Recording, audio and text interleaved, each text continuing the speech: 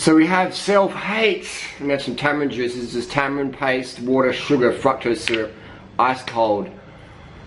So good here in Thailand. Self-hate is what prevents the revolution from happening. Alright? Think about it. Let's say you're a single mum and you're sitting there and you're looking in the mirror and you're like, I've got cesarean scar, I've got stretch marks, my boobs have sagged from breastfeeding, and you just look in the mirror and you're really hating yourself and you're thinking, fuck, I'm never going to find a guy who finds you sexy anymore. And all of a sudden you hear this crash, bang, glass smash, and you look out and your kids just slash their fucking arm accidentally falling through the glass coffee table, and you're like, oh my god, fuck. And you're just on the phone to get the ambulance. You're not going to stand in the mirror and go, oh my god, I feel, no. All of a sudden that self-hate, boom, is gone, dissolved in the moment, because your focus becomes on a higher purpose of helping your little kid there. You know, so it's all about that focus. What we focus on is how we feel. If you stand in the mirror, why the fuck do people even have mirrors? You should only use a mirror see if you got food on your face, big chunk of mango, and even then people are going to tell you. Hang around people, you don't even need a mirror. Hey bro, you got a whitehead, pop it. Hey, you got some mango on your face, clean it. You know, you don't even need mirrors. You need to hang around people who are your mirrors, who will tell you got toilet paper stuck to your ass, or your tag's hanging out or whatever, or you got a big zit, got a pop. Don't need mirrors. Don't need scales. Alright? These two things invented by who knows God knows what to create this self-hate fueled de-revolution where we disempower people saying, oh, you're not this way, you blah blah blah blah blah. You don't look this way, like the 18-year-old Photoshop model. All these models are Photoshop. They don't even look like that in real life. You know, they don't even look like that in real life. You can go walk around, I've lived in New York, go walk around New York City and you can just spot who the models are. They're generally 6 foot skinny, but their face is really washed out because they wear so much makeup during the week, and when they go makeup free, they look very anemic and pale. They don't know the models are the most depressed people out there, most of them, because they don't look like what they look like on the TV or the magazines or even the internet with the lighting and makeup and etc. So they're the ones who often feel the most self-hate because they're not looking like people think they do look. And even a lot of YouTubers are like happy and showing, hey guys, they have so much depression because they're not those people in real life. At least I get to be me. Love me or hate me, you know who I am. And that's what it comes down to, is just being who you are, accepting yourself who you are. Maybe you're 5 foot, maybe you're 7 foot, maybe you're 6 foot, maybe you've got small ass, big tits, small tits, you know, straight teeth, unstraight teeth. Maybe you're fucking born in Tennessee, maybe you're born in Australia, maybe you're born in China, who knows, who cares. What you got is you got your life, you're alive. Be grateful for that. And we got this, so this self-hate thing is just created by society. Do animals in nature have self-hate? Do they? You know, I picked up a beetle on the floor this morning. It was on its back with its little legs in the air. It's a beetle going, oh my god, I'm on my back again. I'm just a fucking failure. Like, come on, please, someone rescue me. Oh my god, he's a human. Don't squash me. I should be squashed because I'm lowly. The beetle's just thinking, man, I got to get to my feet. I got to get on the day. The beetle ain't. I've never seen a fucking beetle.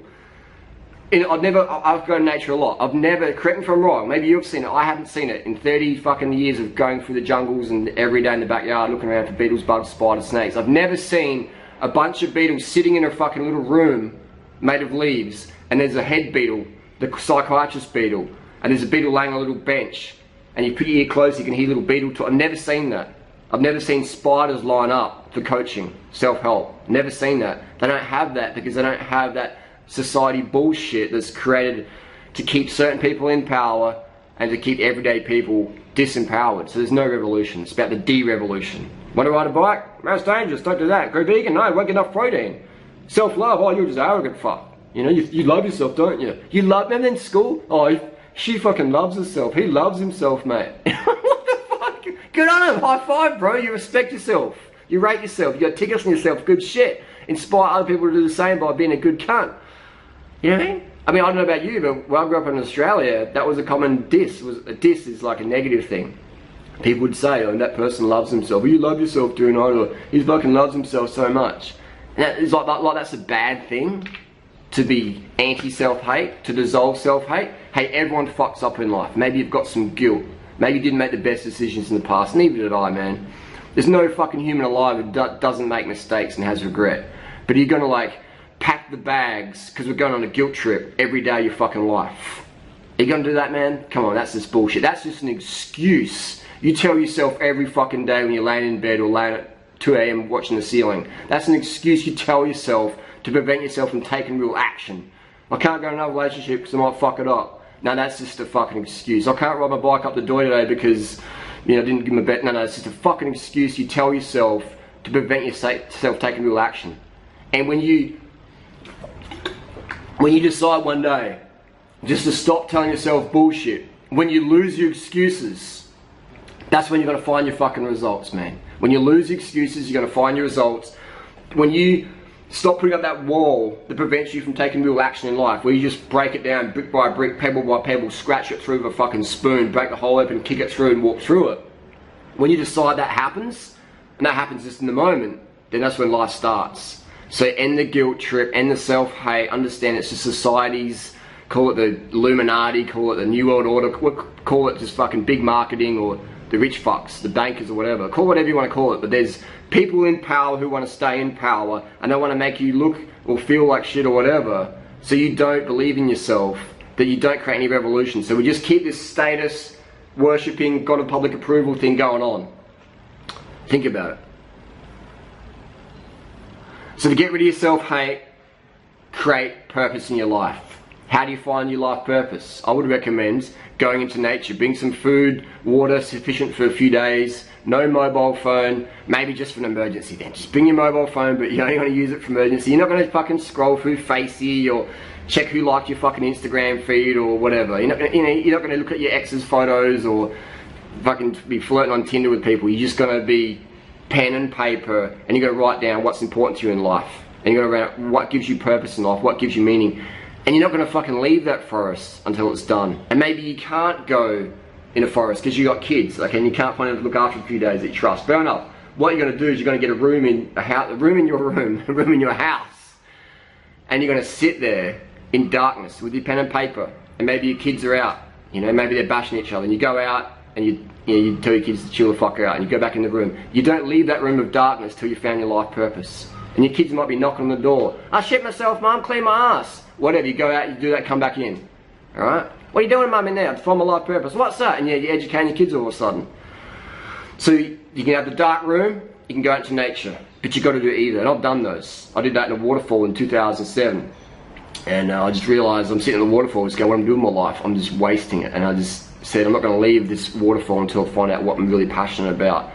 And I was actually water fasting at the time. I don't recommend that because it can be quite dangerous and it's unnecessary. But I'm water fasting at this waterfall in Emerald Creek, far north Queensland. I'm just sitting there, laying down, and it was pretty amazing feeling, just laying down for days on end. And eventually I'm just going, man, I'm just wasting time. I've got to be out there on the internet, smashing it out, you know, showing people the vegan athletic way, things like that. And I did that, and that was 2007 is when I really started understanding the importance of social media. And every year I was on social media, I understand more and more and more the importance of being on social media every single day, contributing, and that is the best activism. And when you have that level of purpose in your life, all of a sudden you don't look at your little flaws and regrets and mistakes that much because you're too busy living, you're too busy doing what needs to be done on the planet. We need more people on the planet with purpose and passion, and less people with self-hate, feeling guilty and using excuses while they can't do shit. Alright? Every motherfucker out there can upload some shit on the internet. Maybe you'll get 2 views. Alright? Maybe you'll get 1 like. Maybe you'll get 100 dislikes. Maybe you'll get 10,000 dislikes. I hope if you get 10,000 dislikes, let me know, because that's some pretty controversial truth. Either way, get the fuck up, get the fuck out there, make a difference, focus on what your life purpose is. And look around the planet today, man. We've got a lot of pollution, we've got a lot of war, we've got crazy shit coming down in the next few years, environmental catastrophes. We've got billions of animals getting killed every fucking day, man. Not just every year, but every day. Billions of animals, man. Like, people still believe we need to have meat for protein and eggs and milk and shit. You know, like, come on, man. Get the fuck out of the mirror. Get the fuck off the scales. Stop critiquing yourself when it doesn't fucking even matter. And just pick up the fucking phone. Pick up the fucking laptop. Pick up something. Pick up some trash on the side of the road. Do something with purpose every fucking day.